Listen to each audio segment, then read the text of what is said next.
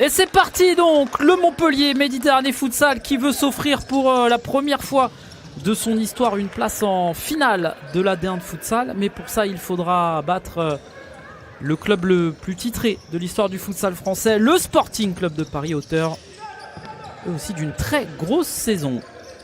Au mur Montpellier de se pousser, en tout cas comme lors de la demi-finale précédente. Attention à Martinez, l'ouverture du score.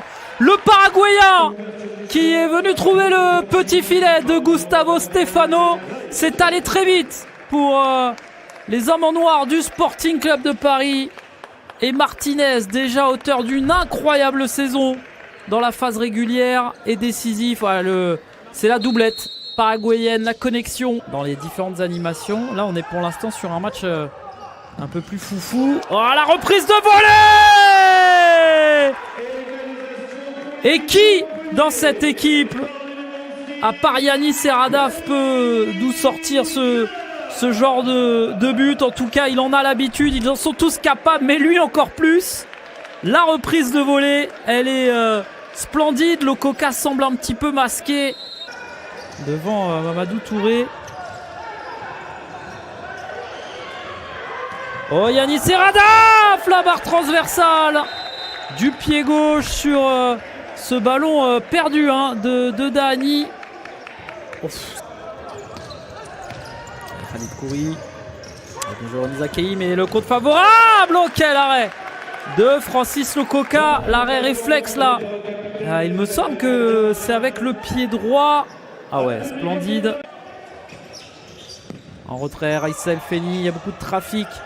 Mais le ballon qui reste dans l'air de jeu. Et là, il y a Khalid Kouri avec Diaoun peut-être au deuxième. Il a été trouvé, Mohamed Diaoun.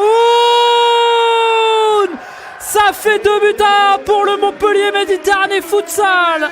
Sur cette transition rondement menée, les Montpelliérains qui trouvent la faille grâce à Mohamed Diaoun. Intelligemment. Et là, c'est Khalid Kouri qui dit laisse. J'ai le ballon derrière, il temporise et Raïssa El Feni qui accompagne ce ballon dans son propre but. Et ça fait 2-1 donc pour Montpellier alors qu'il reste 1 minute de jeu dans cette première mi-temps et que les travées se sont remplies. Au fur et à mesure, on va vivre une belle deuxième mi-temps dans ce gymnase de Coubertin. Mais attention, Raïssa El Feni. Oh là là là là là là.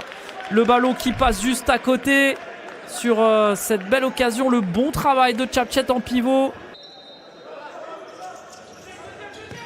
Martinez au deuxième. Oh, le raté incroyable de Raïssa El Feni. Comment c'est possible? Ah, il a été totalement oublié. C'est assez fou. Oh, la frappe de Kouri en 2 temps. Ça passe au-dessus. C'est d'abord ici l'arrêt de Lococa qui est toujours important lorsqu'il entre en jeu. Et là, attention, parce qu'il y a un bon coup à jouer. Radaf pour Menendez qui remet à Radaf. Oh, le poteau! Le deuxième poteau de Yanis et Radaf déjà dans ce match. C'était allé très vite. Edimar, le contrôle orienté, il est bon. Edimar, quel arrêt encore de Lococa à bout portant. La physionomie du match, en tout cas en termes d'action de part et d'autre. Et Radaf, oh que c'est bien joué!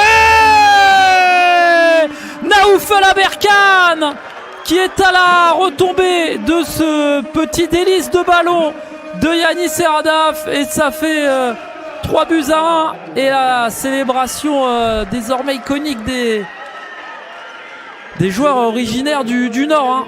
Et oh, quelle inspiration de Yanis et Radaf. Est-ce qu'il y en a une dernière? Il y a Rezouga, un pied droit qui va arriver. Non, c'est terminé. Victoire du Montpellier Méditerranée Futsal dans ce premier acte entre les deux équipes. Montpellier a fait le boulot.